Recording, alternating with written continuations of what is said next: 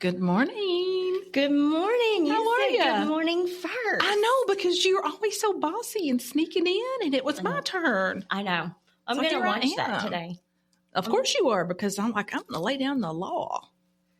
I know. And then I'm already picking at myself because my hair is crazy. But anyway, thanks for saying good morning first. Hey, you're welcome. And I'll try my best to reel it in. But you've already started with some really funny stories. So I'm going to ask you maybe to tell the people out there listening to us today about the new cat.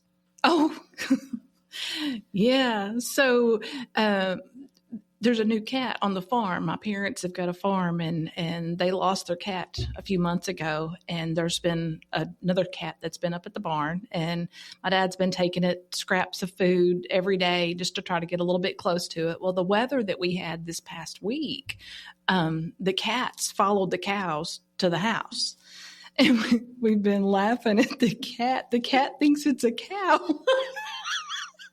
And I said, so does the cat say meow, or does the cat say moo-ow?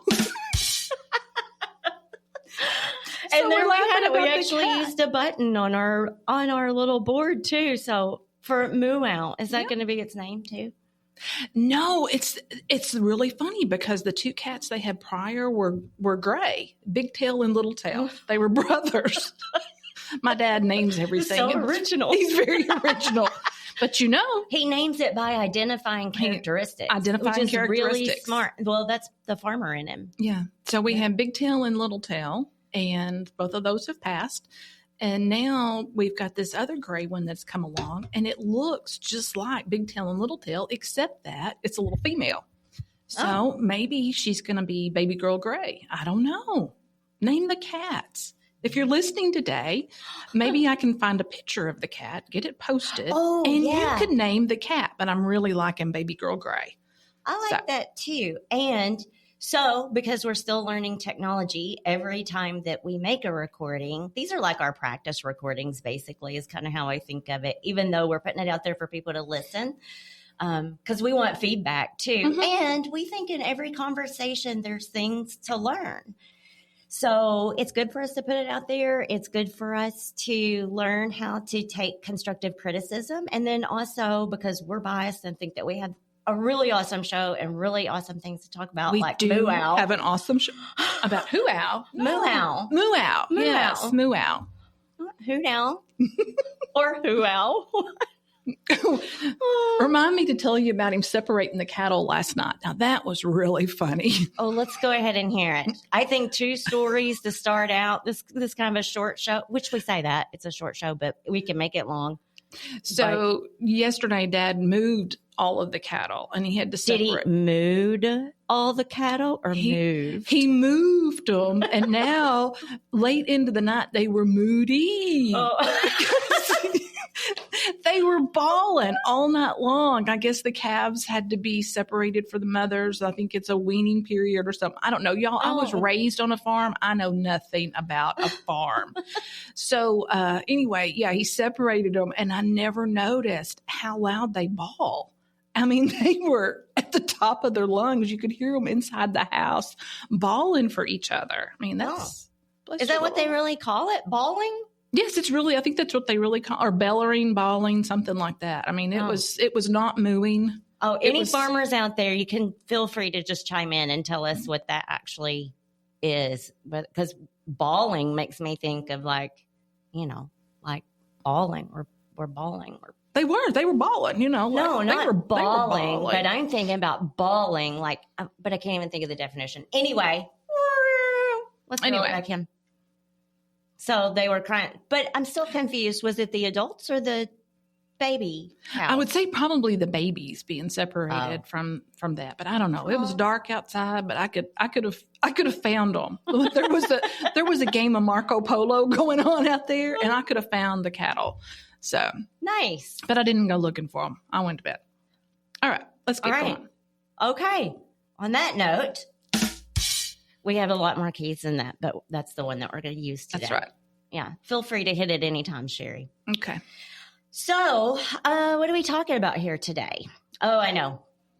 So today we are nearing the end of February, and we thought we would do something a little bit more structured in March, and we're going to call it, do you remember? Yes, March for myself. March for myself. And so in March, we will be recording podcasts on Tuesdays, which is the day we shoot for all the time. We don't always hit that, but we're going to try to record on every Tuesday of March.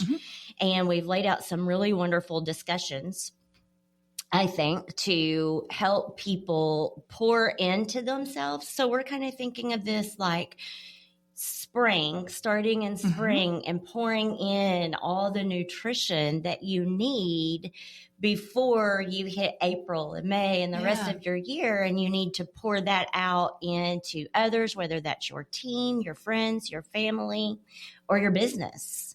Right. So we're kind of thinking that March will be focus on myself. So March is for myself month.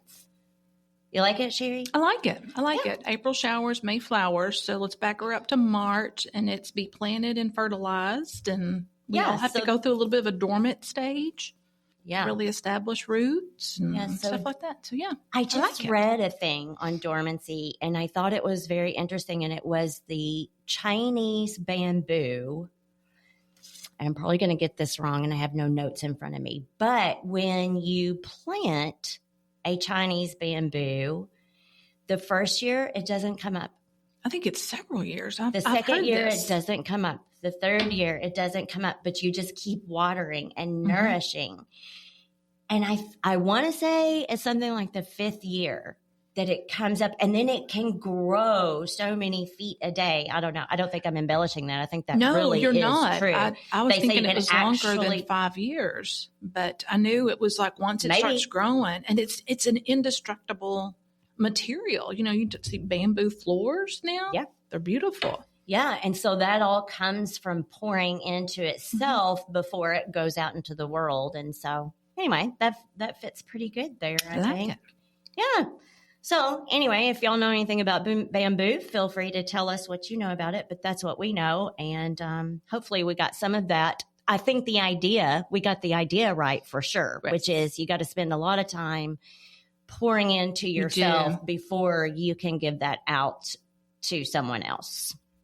So with that being said, real quickly, so we talk a lot in our podcast about some of the things going on in the LA Miller side, and that Sherry is an accountant over there. But I don't think we've ever really mentioned what my role is, which is a strange role in the LA Miller side, I think, because people think I do accounting. I don't know. See? Yes, that. Wrong one. Which button? It was more like this one, maybe. Hold on. Maybe. All right, now. That's the button. Yes. People think I do accounting. Got it. But I don't. I'm our people person. And so when I was studying at Murray State, I took a lot of different paths of studying. I really should have just stayed as a student. I think I just like to learn. But I studied psychology. I started out in social work because I wanted to make change for children, and that probably came from just my own upbringing and some of those things. I studied philosophy, and Sherry and I were talking about that a little earlier, and sociology. I've always just been really, really interested in the human, which is why Collab-Works focuses a lot on the human behind the business. And that's what I do over at the LA Miller side. I work with our team and our people and just getting them to take care of themselves before trying to take care of other people. And that's what I want to do over at Collab-Works. And that's what Sherry and I want to do through this podcast too. So anyway, that was just a little tidbit about that. I don't like to talk about myself. I find that very strange, probably because I'm just always talking to someone else about them. And so it's hard for me to turn that inward and talk about myself. So, March, I found this Well, it was by James Allen in the book As a Man Thinketh that was written in 1903. And I thought it was a good thing to just think about and start pondering on as we begin to go into these March episodes. And so it says, mind is the master power that molds and makes, and man is mind, and evermore he takes. The tool of thought and shaping what he wills brings forth 1,000 joys and 1,000 ills. He thinks in secret and it comes to pass. Environment is but his looking glass. So Sherry, I shared that with you before we started the podcast. What did you think of that? I did think a lot about how our thoughts actually shape our reality. And that's true. So, I mean, I guess I don't have much more to add to that because it's pretty deep. Yes, you did. You put me on the spot, and I definitely thought, how your thoughts shape your reality, and then how you end up with that. The environment is but a looking glass, and right. I mean, I believe that we are definitely spiritual beings that are granted the blessing of a human existence. That was deep. Thank you. Yeah. Now let's go back to that thoughts shape our reality. Yeah, thoughts do shape our reality. And so one of the things I can think of just, right off the top of my head, and everyone will be really, really familiar with, and probably your parents said, whatever you're thinking about, whatever you're concentrating on, whether that's negative or whether that's positive, that's what you're drawing into your life. That's what you're going to get more of. And I can remember from very early years, hearing people say, well, the rich get richer and the poor get poorer. And they used it in a different context. But the thought and the philosophy behind that is still the same. It's whatever you're thinking of, whatever you're concentrating on, whatever, you're spending your energy on, you're drawing that energy to yourself. So if you're in a negative thought pattern, you're going to draw negativity. If you're in a positive thought pattern, you're going to draw positivity. Yeah. And, Sherry, I know you love when I say this, but you don't know what you know, or you don't know what you don't know because you don't know.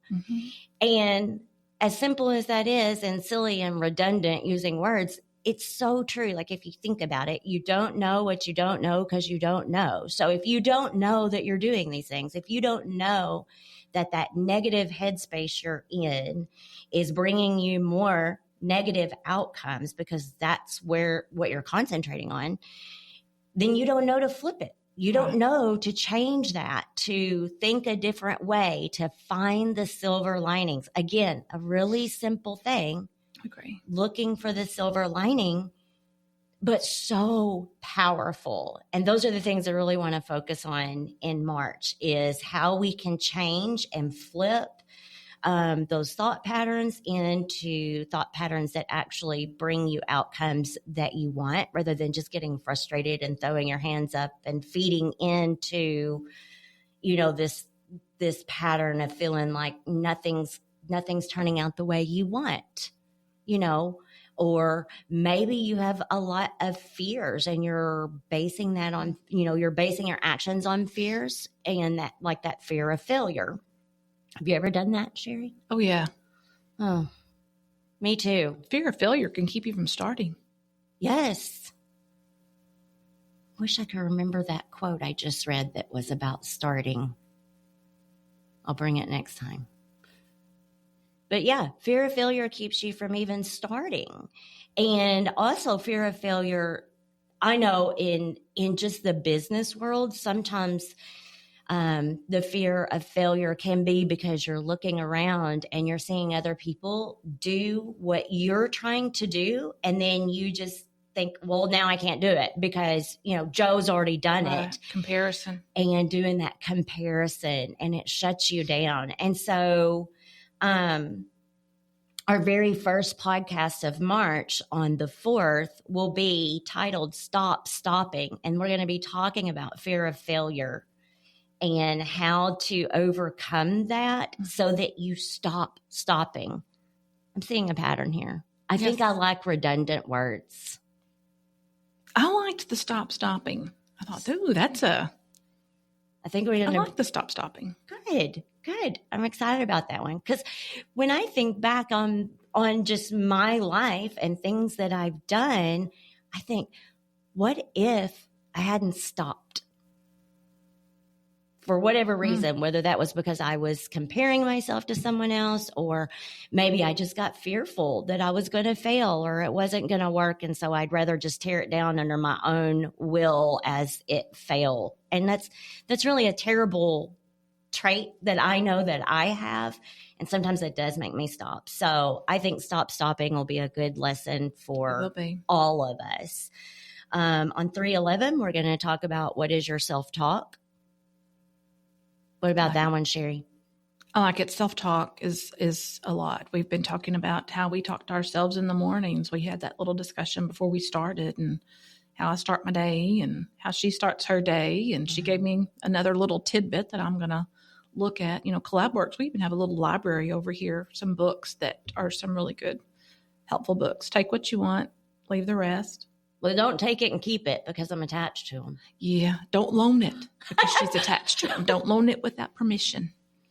If you're out there and you've borrowed that book of Aundrea's and have not returned it, please get it back. You should have finished by now. They're pieces. They're pieces of my foundation, and I really am attached to them. But I will loan them to anyone. Mm-hmm. Now, I might make you sign a card saying that you've checked it out, like old school, like from the library. Isn't that cool? But yeah, I definitely will share them. And because you know what? I don't have any original thoughts. I just like to think I have original thoughts. But everything pretty much that I'm going to think or that I'm going to create or that I'm going to do, someone else has already done that. True. And that was kind of a discussion that we had as we were getting ready to record this episode was we study a lot of today's authors and self-help, and we listen to a lot of podcasts and really try to spend that time nurturing ourselves. And sometimes we hear these new things and we think, oh, wow, I've never thought of that. She's really good or he's really good. But what I was telling Sherry is I can go back in, philosophy from 1800s and find those thought patterns. They might have changed it or tweaked it and, we've modernized it. But you think of all the trillions, however many people have lived on this earth. No one's really having anything original at this point. We're just molding it to fit a different time. True. So I do the same thing in the accounting world. It's all basic. It is kind of the basic same. I think about like year-end tax planning. Right. I don't know when it's not year-end right now, but I feel like a broken record to clients a lot of times because of I have this same process, that I go through. And maybe it sounds the same to them or sounds different to them, but to me it sounds the same. And you're right. We all have, it's not new. We just use new tools. Right. We've taken it a little bit. But it's the same theory. It is the same theory. And that's, with these books that we're talking about, I read that, I ingest it, I use it for nourishment, and I might put 2 or 3 of them together. Maybe that's new. Maybe somebody hasn't put all that together yet because maybe they didn't have all the pieces. So I just find different pieces and put it together. And then I was going to say the word regurgitate, but that's really kind of gross. But that's really what I do. I'm just taking in what already exists. I'm molding it a different way, and I'm regurgitating it into situations that it can be helpful. So we'll talk about what is your self-talk? What about 318, Sherry? Energize me. Oh, goodness. Me. What do you think that one's going to be? Well, I don't know. I just plug you in like a battery. King. No. Plug me in, refill me, recharge me. Yeah. So we'll be talking about motivation. Yeah. A lot of people just say, they'll say, I'm just not motivated today. I didn't get anything done. I'm not motivated. Well, part of that comes from priming correctly in the mornings and starting your day. Another piece is knowing you're in control of how you act and react to things that happen in your environment. But another big piece that I've been studying, and it's pretty simple, and I think I probably already knew it, I just didn't really put it together in this way, but it is using your energy levels and I can't. What is that word? Equivalency? Thank you. Woo! Well, it's not really equivalency, but likening that to motivation, how your energy levels are actually they're controlling your motivation. Mm-hmm. So knowing, are you a high energy person in the morning, around noon, at 2, at 3? Are you a night owl? And I thought this was really, really interesting to be so simple. But when I broke it down and I was reading the literature on it and how to figure out where your energy levels are, and there's other things too, like when you eat lunch, of course, your energy level drops because one of the hardest things the body does is digest food. That's why you get tired. So there's things you can do as you're trying to figure out these energy levels. And I'm going to share with you how to figure out your energy levels. Oh, that's cool. Yeah. So it's going to be a week-long thing that you have to do. It's really simple steps. And there's things that I'll caution you to not do when you're trying to figure out these energy levels so that you're not getting like these false positives or false negatives because of a variable that you're adding from your environment. So anyway, we're going to energize you by just giving some really basic information that everyone knows and just hasn't put together this way. So I'm really excited about that one. And then the last one, which will be March 25th, is Let Me Go. And that's going to come with a challenge. What do you think about that one, Sherry? I like the Let Me. Oh, because you're reading that now. You're reading the book. Well, Let Them. Let Them. We're reading the book Let Them. By Mel Robbins. By Mel Robbins, yes. Yes. One of our favorites. Yes. The Let Them and the Let Me theory. So, yes, it's been very good. Yeah. Very, very, very good. And I'm only on chapter 2. Oh. Tax season makes things, getting a little extra reading in. Sometimes is she's so good though. I love Mel Robbins and I love to listen to her. I love her voice. I find it very soothing. And I love that she can really come at me almost like she's talking directly to me. And I'm going to be like, oh, does she know this? You know, but she's really good that way. Kind of like sitting in church sometimes and you think, oh, the pastor is speaking directly to me. God has told him I need this message. Sometimes I feel like Mel Robbins knows that about my life. So we're not actually talking about the Let Them theory in the Let Me Go episode, but it's similar. And we're going to be talking about how to just cut all these strings that bind us. And going back to fear of failure, cut it, right? Don't look around and be thinking, well, you know, I'm just going to fail because, you know, I've failed before. And just cutting all those strings and then cutting the strings of bad, negative self-talk and then cutting the strings that you think are just some innate motivation, but really it has to do with how you're energizing yourself. So it's going to be really neat to pull all that together and then end with a challenge to people to just let me go. Okay. Let me go. So that being said, I know Sherry keeps waiting for me to wrap it up, but these are some other things that are going to go along with that series that we're doing in March. And we're going to be talking about some people that had some really major failures and came back. And they're just some of the top in our world, really. Household names. Oprah Winfrey, Sherry, did you know that she failed? I don't know how she failed, but it seems like I know she had a really hard time just getting started. Yeah, and then to come back and be so successful, like how does one do that? You know, Walt Disney, And the things they failed at are the things they do so great, or the things he did. I mean, and Oprah does. I guess we should talk about it in the present past tense. But anyway, you guys get it. J.K. Rowling. What about J.K. Rowling? And then Michael Jordan and Steve Jobs. And so we're going to be talking about their success stories, because if they can all fail the way they did and then make it doing what they were trying to do. And Henry Ford, I didn't put that one in there, but Henry Ford is a really good example too of just failing and then just triumphing.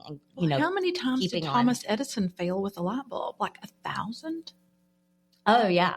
No, I think it was more than that. I know that one of his quotes is, "I have not failed. I have just found 10,000 ways that won't work." Yeah. Yeah. I like so if you're out there and you're listening to us today and, maybe these are some of your struggles, I think that with just a person being a human, anybody can feel that way. Business, if you're trying to do a business, you can feel that way. But you can't, I think it's okay to feel that way, but you just cannot let it dictate or rule your life or what's going to happen. And you definitely can't let it beat you down. So we're going to give you some good food, some good information to help you get past those struggles so that you can be the successful person and business that you're meant to be. Right, Sherry? Mm-hmm. All right. That's what I have. What else? Do you have anything else to add today before we leave? I'm good. I'm glad I didn't have to do to you for butting in. Oh, well, how long have we been in here? We've probably gone over time, and we need to get back to it. All right, we do. So thanks for joining us today. We look forward to next week's episode and hope that you will join us for Stop Stopping. Have a good day. Have a good day. Thank you.